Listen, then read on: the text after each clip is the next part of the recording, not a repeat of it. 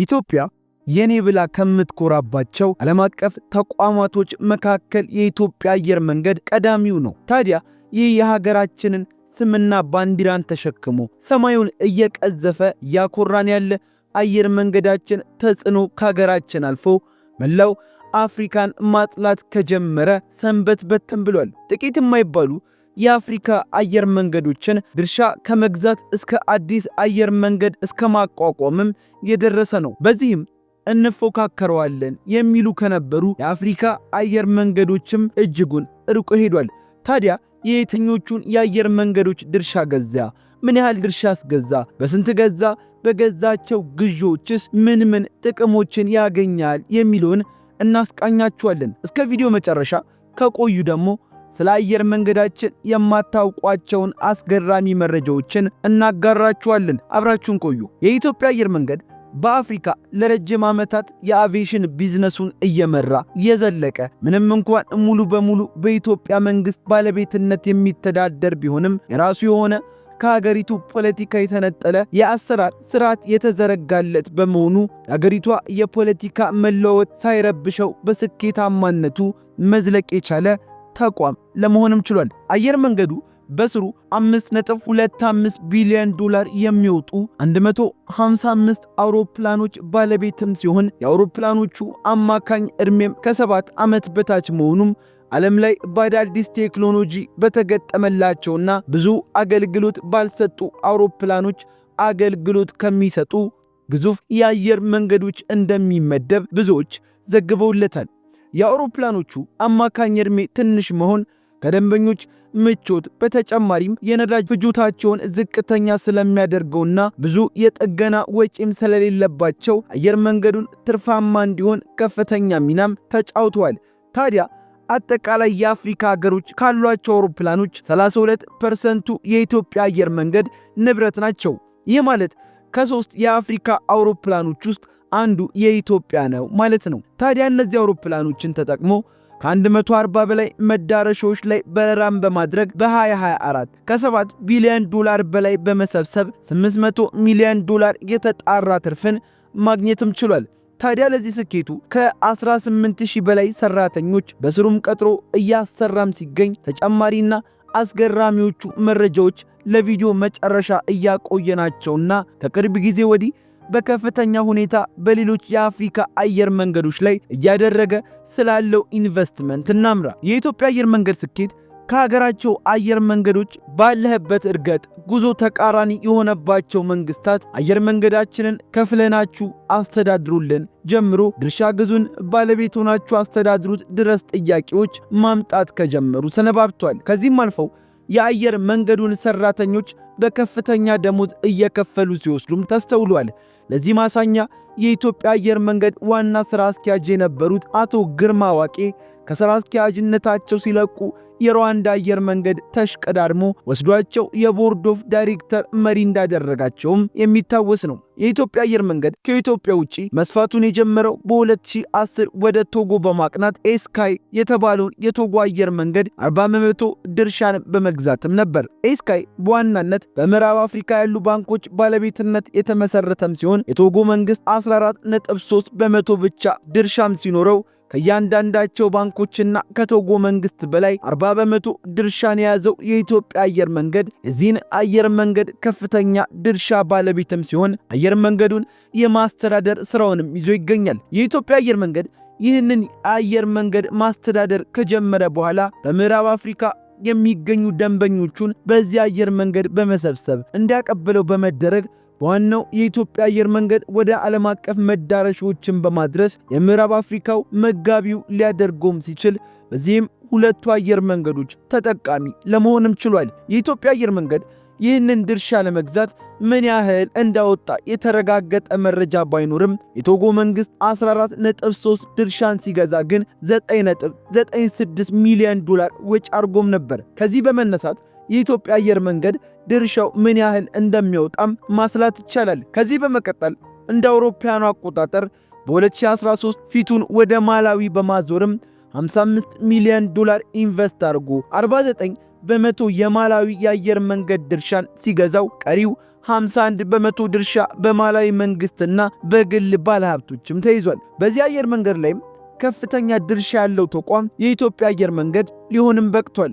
ከግዢው በኋላ የኢትዮጵያ አየር መንገድ የአስተዳደሩን ሥራ የተቀበለም ሲሆን በዚህም አየር መንገዱ የሀገር ውስጥ የሀገር አቀፍ አገልግሎትን በመስጠት በ2022 በታሪኩ ከፍተኛ የተባለውን የ4 ሚሊዮን የአሜሪካ ዶላር ዓመታዊ ትርፍ ማግኘት እንዲችልም አድርጎታል።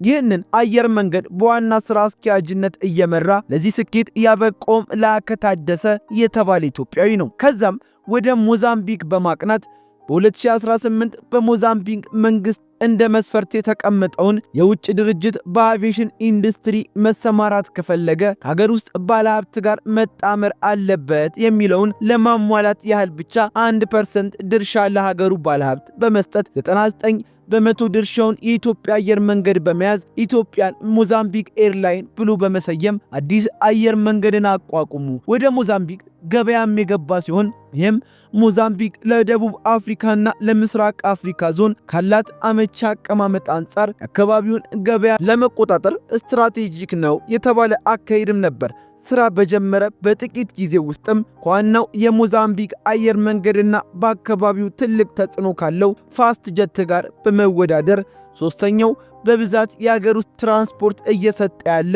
አየር መንገድ ለመሆንም የበቃው። በዚሁ ዓመት የቻድ አየር መንገድ 49 በመቶ ድርሻን የገዛም ሲሆን በጊዜው ስኬት የራቃቸውን የቻዲያ ኤርላይንን በማፍረስ እንደ አዲስ 51 በመቶ የቻድ መንግስትና የቀረውን የኢትዮጵያ አየር መንገድ ድርሻን በመያዝ የማቋቋምና መካከለኛው አፍሪካ ላይ ትኩረቱን ያደረገ ጠንካራ አየር መንገድ ማድረግ ስምምነትም ነበር። የኢትዮጵያ አየር መንገድ ንብረት በነበሩ ሁለቱም ቦምባርዲየር ዳሽ 8 ኪው400 አውሮፕላኖችን በመረከብም ነበር አገልግሎቱን በአገር ውስጥ በረራና ወደ ጎረቤቶች ሀገሮች በሚደረግ አገልግሎት የጀመረው። ግን ለተከታታይ 3 ዓመት ኪሳራ ውስጥ በመቆየቱ ከአገልግሎት ለመውጣትም ተገዷል። አሁንም በ2018 የዛምቢያ ብሔራዊ አየር መንገድ የሆነው ዛምቢያ አየር መንገድን 45 በመቶ ድርሻን የገዛም ሲሆን ለዚህ ግዥም 30 ሚሊዮን የአሜሪካ ዶላርን አውጥቷል። ከዚህ ግዢ በፊት የዛምቢያ አየር መንገድ በኪሳራ ለ2 አስርት ዓመታት ሥራ አቁሞ የነበረም ሲሆን